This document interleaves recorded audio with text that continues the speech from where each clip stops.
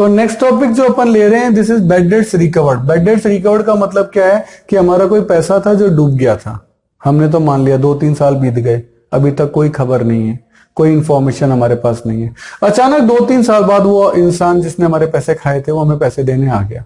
हम तो मान चुके थे कि वो डूब गया, हम तो बैड डेट्स कर चुके थे, लेकिन अब पैसा आ गया। पैसा आ गया तो एंट्री क्या करेंगे? कैश अकाउंट डेबिट, यानी debit what comes in. Sir cash आ रहा है, debit what comes in. To उस पर्सन का नाम मत लिखना, इसे कहा जाएगा to bad debts recovered account. क्या कहा जाएगा? Bad debts recovered account. क्योंकि डूबा हुआ पैसा वापस आ गया, तो इसकी एंट्री क्या है? Cash account debit to bad debts recovered. Cash को डेबिट क्यों किया? कैश को डेबिट किया, debit what comes in. Bad debts को रिकवर्ड को क्रेडिट क्यों किया? क्योंकि हमारी इनकम है और इनकम हमेशा क्या होती है? क्रेडिट होती है। तो ये होता है बैड डेट्स रिकवर्ड की एंट्री। सही है। ऐसे एक एंट्री आपकी और हो सकती है, अगर अपन देखें, ये होती है आउटस्टैंडिंग सैलरी।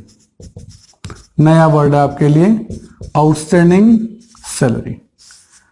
अगर आपने किसी सर्वेंट से काम करा लिया और उसके पैसे नहीं दिए तो वो क्या कहलाता है? आउटस्टैंडिंग। काम तो करा लिया लेकिन पेमेंट नहीं किया, इसको बोलते हैं नॉर्मल लैंग्वेज में ड्यू बट नॉट पेड। जैसे मान लेते हैं सर्वेंट को आपको सैलरी देनी थी 12,000 और आपने दी है सिर्फ 10,000, तो सैलरी पे जितनी की उसके लिए आपने क्या एंट्री की होगी? उसके लिए आपने एंट्री की होगी salary account debit to cash 10,000।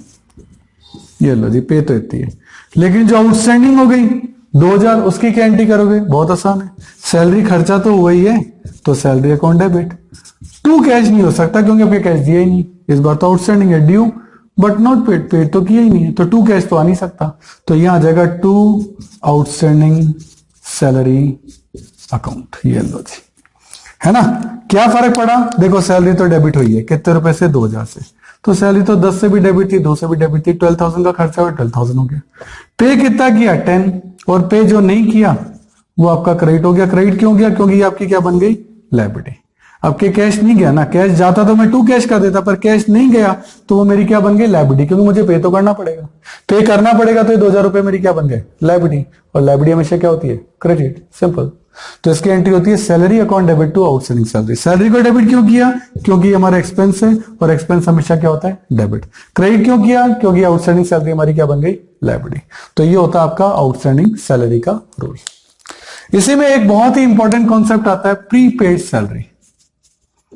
Prepaid salary, अगले साल के खर्चे आपने अभी से पे कर दिए। ये बहुत इंपॉर्टेंट है, लोग नॉर्मली से रट लेते हैं, मैं आपको इसका लॉजिक बताऊंगा क्या होता है। देखो प्रीपेड सैलरी, मान लो सैलरी वही लेते हैं एग्जांपल 12,000 की, 12,000 की सैलरी थी लेकिन आपने पे कर दी 13,000। तो जब पेड की होगी तो आपने क्या एंट्री की होगी? आपने एंट्री की होगी sir salary account debit to cash account, और 13,000 का पेमेंट कर दिया। ठीक है, ये पेमेंट कर दिया। 31 मार्च ईयर एंडिंग पे आपको पता लगा जी हमने तो सैलरी 1,000 रुपए ज्यादा पे कर दी, इतना तो हमारा खर्चा ही नहीं था, हमारा खर्चा तो 12 था और हमने पे कर दिया 13, तो सर ये तो ज्यादा डेबिट कर दिया, गलत है। तो इसको कैंसिल करने के लिए मैं सैलरी को क्या कर दूंगा? क्रेडिट कर दूंगा 1,000। ये देखो, जिसको डेबिट किया था उसको क्या कर दिया? क्रेडिट। उससे वो क्या हो गया? कैंसिल हो गया। तो सैलरी को क्रेडिट करने का रीजन क्या है कि हमने जो एक्सेस डेबिट कर दिया है हम उसको क्या करना चाहते हैं? कैंसिल करना चाहते हैं। अब हमने पे तो कर दिया अगले साल का 1,000, जो ज्यादा पे कर दिया अगले साल का, ज्यादा पे करना एसेट्स कहलाता है, और एसेट्स हमेशा क्या होती है? डेबिट, और उसको हम डेबिट करेंगे प्रीपेड सैलरी के नाम से। तो prepaid salary account debit 1,000 to salary account. Sir prepaid salary को डेबिट क्यों किया? क्योंकि प्रीपेड सैलरी आपकी क्या है? एसेट्स। सर सैलरी को क्रेडिट क्यों किया? सैलरी को हमने एक्सेस डेबिट कर दिया था, एक्सेस डेबिट। एक्सेस डेबिट करने के लिए, कैंसिल करने के लिए हमने उसे यहां क्या कर दिया? क्रेडिट कर दिया। तो आपसे एंट्री जो पूछी जाएगी ना वो केवल ये पूछी जाएगी, केवल यही पूछी जाती है। ये तो मैंने केवल अंडरस्टैंडिंग के लिए बताया कि हाँ भाई सैलरी पहले डेबिट ज्यादा हो गया था, उसको कैंसिल करने के लिए क्रेडिट किया है। बाकी प्रीपेड की कोई भी एंट्री पूछेगा तो उसकी एंट्री होती है prepaid salary account debit to salary. तो बहुत इंपॉर्टेंट एंट्री है, ध्यान रखना है प्रीपेड सैलरी की। और क्या हो सकता है? और आपका एडजस्टमेंट आएगा एक डेप्रिसिएशन का। सही है। डेप्रिसिएशन किसको कहते हैं? हम जानते हैं हमारी जो एसेट्स है उसकी वैल्यू ईयर बाय ईयर हम उसका यूज करते हैं तो उसकी वैल्यू कम होती जाती है। तो जो एसेट्स की वैल्यू कम हो रही है ना, उसी को हम क्या कहते हैं? डेप्रीसिएशन। क्या कहते हैं? डेप्रीसिएशन। ये आपके लिए फायदा है नुकसान? सोचो आपका एक्टिवा 50,000 का था, खरीदा था जब, और अब वो 40,000 का हो गया, तो उसकी वैल्यू 10,000 क्या हो गई? कम हो गई। अब उसकी वैल्यू 10,000 कम हो गई, आपके लिए फायदा है नुकसान? का सर ऑब्वियस है नुकसान है।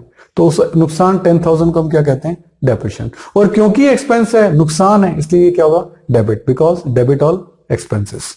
इसलिए एंट्री क्या होगी? डेप्रिसिएशन अकाउंट डेबिट टू, जिस पे भी लगा, मान लो फर्नीचर पे लगा तो टू फर्नीचर अकाउंट। डेप्रिसिएशन को डेबिट क्यों किया? डेप्रिसिएशन को डेबिट इसलिए किया क्योंकि ये हमारा एक्सपेंस है, debit all expenses. Sir furniture को क्रेडिट क्यों किया? क्योंकि इससे आपकी एसेट्स की वैल्यू कम हो रही है। Credit what? Goes out, value जा रही है। क्योंकि फर्नीचर डेबिट करने से बढ़ता है तो क्रेडिट करने से क्या होगा? कम होगा। तो हम फर्नीचर की वैल्यू को क्या कर रहे हैं? कम कर रहे हैं। तो ये एंट्री क्या हो गई? Depreciation account debit to furniture. सही है, तो ये भी याद रखें। नेक्स्ट टॉपिक जो अपन ले रहे हैं, this is interest on capital. क्या होता है? ये आप है, ये आपका बिजनेस है, आपने बिजनेस में जो पैसा लगाया उसको क्या कहते हैं? कैपिटल। अब आप कहोगे सर मैंने आपको कैपिटल दिया तो बिजनेस की ड्यूटी बनती है कि बिजनेस इस पे आपको क्या दे? इंटरेस्ट। अब बिजनेस आपको ये इंटरेस्ट देगा, तो बिजनेस क्योंकि ये इंटरेस्ट दे रहा है तो ये बिजनेस के लिए क्या हो गया? एक्सपेंस। इसीलिए इंटरेस्ट ऑन कैपिटल हमेशा क्या होता है? डेबिट होता है, क्योंकि ये बिजनेस के लिए क्या? एक्सपेंस, क्योंकि उसे तो ये पे करना है। सही है। और उसे ये कैश में नहीं देना, वो क्या करता है? आपकी जो कैपिटल है ना उसी के अंदर इसको ऐड कर देता है, अलग से देने की बजाय उसी में ऐड कर देता है, तो इससे कैपिटल बढ़ जाती है। और कैपिटल को बढ़ाने के लिए क्या करते हैं? क्रेडिट करते हैं। तो एंट्री क्या होती है? Interest on capital account debit to capital. Reason लिख देता हूं। इंटरेस्ट ऑन कैपिटल को डेबिट क्यों किया? क्योंकि बिजनेस के पॉइंट ऑफ व्यू से वो आपका क्या है? एक्सपेंस है। और वो इंटरेस्ट जो बिजनेस आपको देगा वो कभी कैश में नहीं देता है, वो आपकी कैपिटल में जोड़ देता है। और कैपिटल को बढ़ाने के लिए क्या करना पड़ता है? क्रेडिट करना पड़ता है। ये बात अपन को ध्यान रखनी है। सही है, तो ये आपका हो गया इंटरेस्ट ऑन कैपिटल। इसी से मिलता जुलता एक और टॉपिक होता है, this is interest on drawings. Sir ये क्या होता है? देखिए ये आप है, ये आपका बिजनेस है, आपने बिजनेस से कुछ पैसा ड्रॉ किया है ना, ये क्या कहलाता है? ड्राइंग्स। तो बिजनेस कहेगा भाई साहब आपने हमारे पैसे निकाले, हम, क्योंकि आप और आपका बिजनेस तो दो अलग अलग पर्सन है। यहां भी यही कॉन्सेप्ट है। कोई आपसे पूछ भी सकता है कि आप और आपका बिजनेस दो अलग अलग पर्सन है, यानी सेपरेट एंटिटी कॉन्सेप्ट है या बिजनेस एंटिटी कॉन्सेप्ट है, ये किससे प्रूव होती है? सर इंटरेस्ट ऑन कैपिटल से प्रूव होती है, और इंटरेस्ट ऑन ड्राइंग से। साफ दिख रहा है आप और आपका बिजनेस दो अलग अलग पर्सन है। तो बिजनेस से आपने जो पैसा ड्रॉ किया उस पर आपको इंटरेस्ट देना पड़ेगा, और ये इंटरेस्ट आप किसको दोगे? बिजनेस को। अब क्या बिजनेस के पास इंटरेस्ट आ रहा है, पहले जा रहा था, अब आ रहा है, तो ये बिजनेस के लिए क्या? इनकम। और इनकम हमेशा क्या होती है? क्रेडिट। तो इसीलिए इंटरेस्ट ऑन ड्राइंग जो है वो हमेशा याद रख लीजिए, वो हमेशा क्रेडिट होता है, क्योंकि वो बिजनेस के लिए इनकम है। लेकिन वो आप उसको कैश में नहीं देना है, ये आप कैश में नहीं देंगे, ये ड्राइंग्स में ही जुड़ जाएगी। और ड्राइंग्स को बढ़ाने के लिए क्या करते हैं?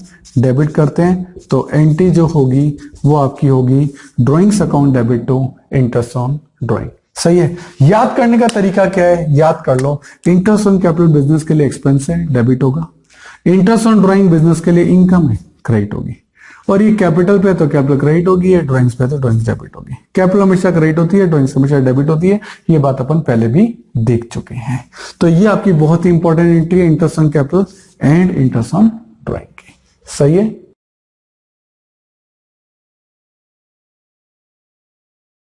हेलो स्टूडेंट्स, अभी जो अपन टॉपिक कर रहे हैं जर्नल का, बहुत ही इंपॉर्टेंट कॉन्सेप्ट है कैपिटल नेचर और रेवेन्यू नेचर। देखिए क्या है capital nature item versus revenue nature. तो बच्चे बड़े कंफ्यूज होते हैं, सर हम कौन से आइटम को कैपिटल नेचर का माने, कौन से आइटम को रेवेन्यू नेचर का माने। तो देखो वैसे तो ये बहुत एक्सपीरियंस की चीज है, पर फिर भी कुछ छोटी छोटी बातें जो कि जरूरी है आपके 11th के लेवल के लिए, वो मैं आपको बता देता हूं। देखो कैपिटल नेचर कैसे, कैपिटल नेचर कैसे, कभी कभी ये खर्चे कभी कभी होते हैं, रोज नहीं होते। और रे से रेवेन्यू और रे से रोज रोज, ये खर्चे रोज रोज होते हैं। बहुत ही बेसिक चीज आपको बता रहा हूं। कैपिटल नेचर से आपकी एसेट की जो कैपेसिटी है वो बढ़ जाती है, जबकि रेवेन्यू नेचर के आइटम से आपकी कैपेसिटी नहीं बढ़ती, सिर्फ वो मेंटेन होती है बस, इससे कैपेसिटी नहीं बढ़ती। ये बात ध्यान रखना। फॉर एग्जाम्पल, आपने अपनी कार में एक म्यूजिक सिस्टम लगवाया। अब म्यूजिक सिस्टम लगवाया तो ऑब्वियस है कार की क्वालिटी कुछ बढ़ गई, कैपेसिटी बढ़ गई, वो कैपिटल नेचर आइटम है। वो खर्चा जो होगा ना वो कार में ही जुड़ेगा, उसे खर्चा नहीं माना जाएगा। लेकिन आपने अपनी कार में एक पंचर लगवाया, पंचर हो गई थी कार, पंचर लगवाया, लेकिन उससे कार की वैल्यू नहीं बढ़ेगी, इससे कार सिर्फ मेंटेन होगी, तो उसको है ना रिपेयर का खर्चा माना जाएगा, ना कि उसको कार में जोड़ा जाएगा। जबकि म्यूजिक सिस्टम को हमने कार में जोड़ा था। आपने अपनी कार में पेट्रोल इंजन की बजाय डीजल इंजन लगवा दिया, तो इससे कार की एवरेज बढ़ गई, इकोनॉमिकल हो गई, तो उससे आप कार की कॉस्ट में ऐड करेंगे, सही है। लेकिन छोटी मोटी डेंटिंग पेंटिंग आपने करवाई, कहीं से गाड़ी कोई ठुक गई थी और आपको उस पर 2000 रुपए का डेंटिंग का खर्चा कराना पड़ा, उससे कार की कैपेसिटी नहीं बढ़ेगी, वो कार सिर्फ मेंटेन ही हो रही है, तो ये आपका रिपेयर में ही आएगा। इस टाइप के कई सारे एग्जांपल जो हैं वो कैपिटल नेचर और रेवेन्यू नेचर में जो है वो बताए जा सकते हैं। अब मैं इसकी एंट्री करके बताता हूं। जैसे मान लेते हैं कि आपने म्यूजिक सिस्टम लगवाया, जो म्यूजिक सिस्टम है वो आपने जो लगवाया वो लगवाया 10,000 का, तो उसके लिए म्यूजिक सिस्टम को डेबिट नहीं करेंगे या रिपेयर को डेबिट नहीं करेंगे। इसके लिए आप एंट्री करेंगे car account debit to cash, 10,000 लगाया म्यूजिक सिस्टम है, लेकिन वो कार में जुड़ेगा, इसीलिए डेबिट किसको कहा जाएगा, कार को। इसी तरीके से कोई मशीनरी जो है आपने दिल्ली से खरीदी 10,000 की, सही है, और उसको जयपुर तक लाने के ट्रांसपोर्टेशन या कैरिज के खर्चे हो गए 1,000, तो मशीन कितने की पड़ी 11,000। क्या ये खर्चा बार बार होगा? मशीन तो एक ही बार दिल्ली से आएगी, तो कभी कभी होंगे ये खर्चे, दैट्स वाई ये भी कैपिटल नेचर है। तो यहाँ मशीन 10 की नहीं मानी जाएगी, कितने की मानी जाएगी, 11,000 की। एंट्री होगी machinery account debit to cash 11,000, क्योंकि वो जो ट्रांसपोर्टेशन का खर्चा था वो भी हमने कॉस्ट का ही पार्ट मान लिया, क्योंकि इसका नेचर क्या है, कैपिटल नेचर।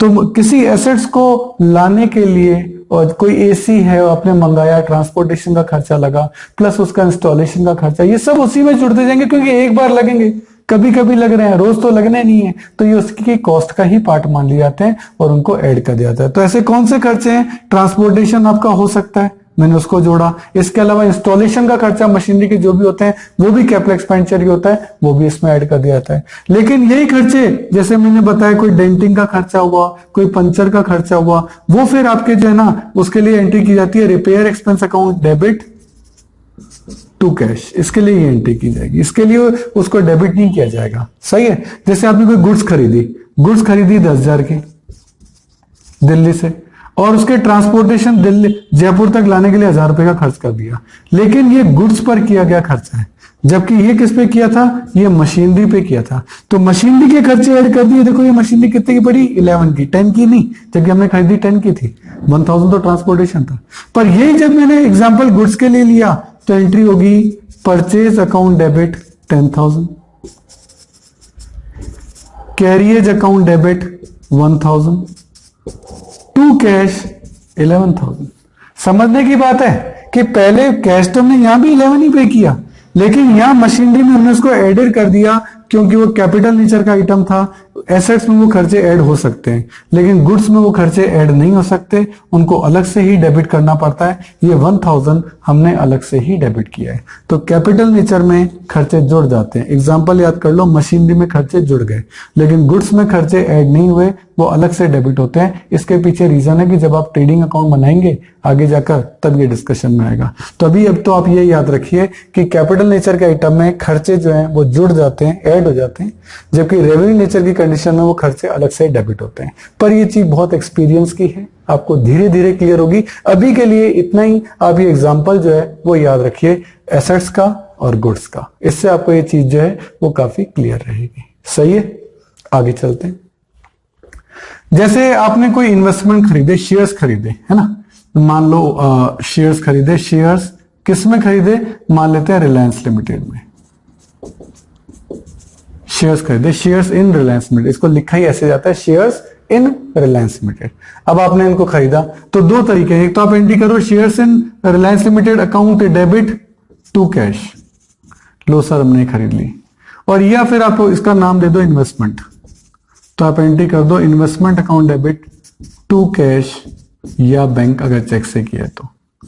ये लो सर हमने इन्वेस्टमेंट खरीदे 10,000 के और हमने इस पे ब्रोकरेज पे की, है ना, ब्रोकरेज हो सकती है, ब्रोकरेज होती है दलाली, 100 रुपए की वो भी पे की, या कह दे 1% पे किया, तो 10,000 का 1% कितना होता है 100, तो ये इन्वेस्टमेंट आपको कितने के पड़े 10,100 के, तो आप एंट्री करोगे investment account debit to bank 10,100। क्यों? क्योंकि ये भी कैपिटल नेचर का आइटम है, किसी एसेट्स को एक्वायर करने के लिए आपने कोई खर्चे किए ब्रोकरेज के तो वो उसमें ऐड हो जाएंगे।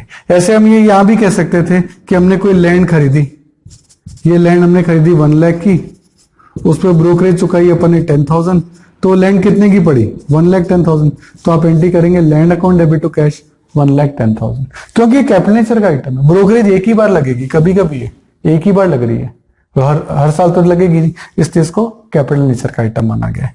सही है, तो ऐसे इन्वेस्टमेंट में भी आपने ब्रोकरेज ली, वो भी कैपिटल नेचर का आइटम है, वो भी ऐड हो गया, इसलिए इन्वेस्टमेंट आपको कितने के पड़े 10,100।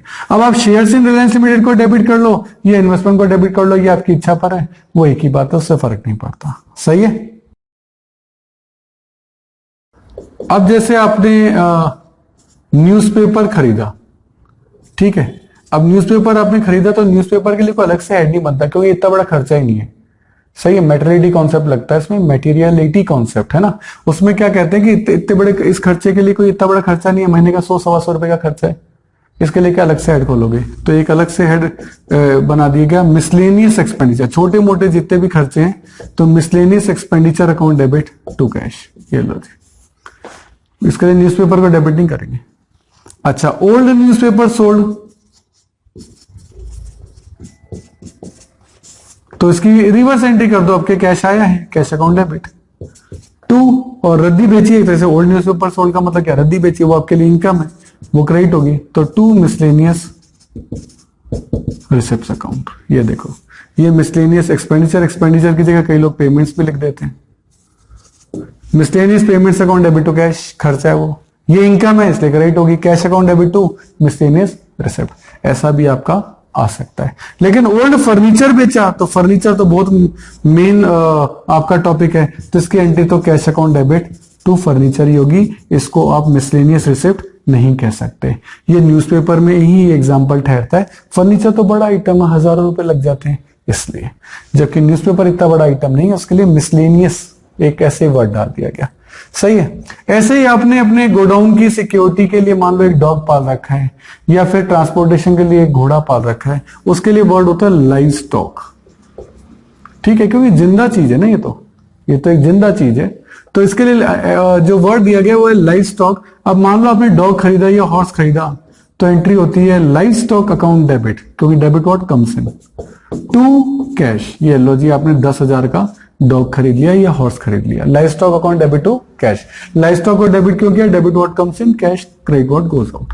अब वो घोड़ा जो है मान लो 3 साल बाद मर गया, और आपने उसकी जो स्किन थी या उसके कैरकेसेस जो थे उनको बेच दिया 2000 में, तो कैश आया, cash account debit 2000। Sir live stock चला गया, हाँ घोड़ा चला गया 10,000 का, क्रेडिट व्हाट गोज आउट। पर 10,000 की चीज 2,000 में चले गई तो 8,000 का आपको क्या हो गया, लॉस हो गया। उसके लिए आप करते हैं profit and loss account debit. ये एक नाम है प्रॉफिट एंड लॉस, है ना, दोनों नहीं हो सकते, ये लॉस ही है क्योंकि डेबिट हुआ है, पर इसके लिए वर्ड यूज किया गया profit and loss account debit. P&L account debit, है ना, 8,000 का आपको नुकसान हो गया क्योंकि 10 की चीज आपकी 2 में ही चलेगी। कई लोग कहते हैं प्रॉफिट एंड लॉस की जगह loss on sale of live stock, इसको डेबिट करो। अब ये बहुत बड़ा नाम हो जाता है, इसलिए हम कई जगह पीएनबी यूज कर लेते हैं। दोनों सही हैं, आप अपने टीचर से कंफर्म कर लीजिएगा वो कौन सा वर्ड चाहते हैं। सही है, तो जब नुकसान होता है तो आप इसको ये भी डेबिट कर सकते हैं यहाँ, और यह प्रॉफिट एंड लॉस अकाउंट भी डेबिट कर सकते हैं, वो आप देख सकते हैं। सही है, क्लियर है? Okay, thank you.